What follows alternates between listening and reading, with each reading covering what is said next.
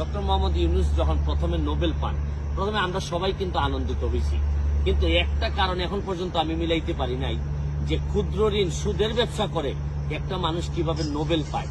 এবং আপনি আরেকটা জিনিস বাংলাদেশের বিবেচনায় আপনাদেরকে বলতে চাই, ক্ষুদ্র ঋণের ব্যবসা করে ব্যবসাতে ঋণ নিয়ে কেউ বৃহৎ হয়েছে আমার জানা নাই, অথচ ডক্টর মোহাম্মদ ইউনূসের মতো লোকরা ক্ষুদ্র ঋণের ব্যবসা করে এত বড় হয়ে গেছেন যে হিলারি ক্লিন্টনের মতো লোকের নির্বাচনী প্রচারণায় তারা টাকা পর্যন্ত তারা ব্যয় করতেছেন বাংলাদেশে থেকে। বাংলাদেশের মানুষের টাকা উনি হিলারি ক্লিন্টনের এই নির্বাচনী প্রচারণায় দিচ্ছেন এবং এটার ফলও কিন্তু উনি পাচ্ছেন। দেখেন এখন উনি 175 জন বিশ্ব নেতা নাকি বলছেন যে ইউনূস সাহেবের বিরুদ্ধে যে মামলা, এই মামলা স্থগিত করতে হবে। আমার জীবনে আমি কোনোদিন দেখি নাই যে অন্য দেশের একটা আইনি ব্যবস্থায় কোনো মামলা হইলে এটা স্থগিতের কোনো আবেদন জানানো যায়।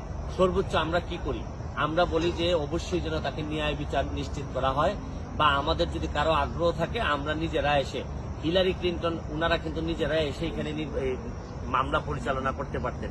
কিন্তু আমি পৃথিবীতে কোনো এইরকম সভ্য ব্যবস্থায়, সমাজ ব্যবস্থায়, গণতান্ত্রিক প্রক্রিয়ায় কোনোদিন আমি দেখি নাই যে কেউ আইসা আগেই বলে যে এই বিচার প্রক্রিয়া স্থগিত করতে হবে।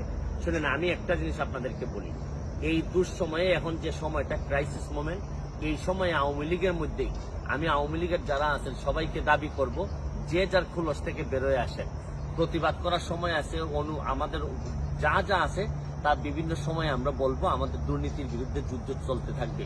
কিন্তু এখন মনে রাখবেন যে জননেত্রী শেখ হাসিনা, আমি বারবার বলছি যে উনি যদি না থাকেন তাহলে আমাদের মতো মানুষের প্রতিবাদ করার সাহসও থাকবে না, কারণ উনি বঙ্গবন্ধু কন্যা বলেই আজকে আমাদের এরকম প্রতিবাদ করার সাহস আমরা পাচ্ছি। শুনেন, দেশের মধ্যে দুই দলের মধ্যে বিভক্তি থাকতে পারে, কিন্তু আরেক দলকে পরাজিত করার জন্য বিদেশের যারা, আপনারা জানেন যে এই আমেরিকা কিন্তু ইতিহাসের পুনরাবৃত্তি। 71 সালের যুদ্ধের সময় আমেরিকা আমাদের বিরোধিতা করছে, এখন যখন বাংলাদেশ যখন অন্য লেভেলে চলে যাচ্ছে উন্নয়নের দিক থেকে, তখনও কিন্তু আমেরিকা আমাদের বিরোধিতা করতেছে।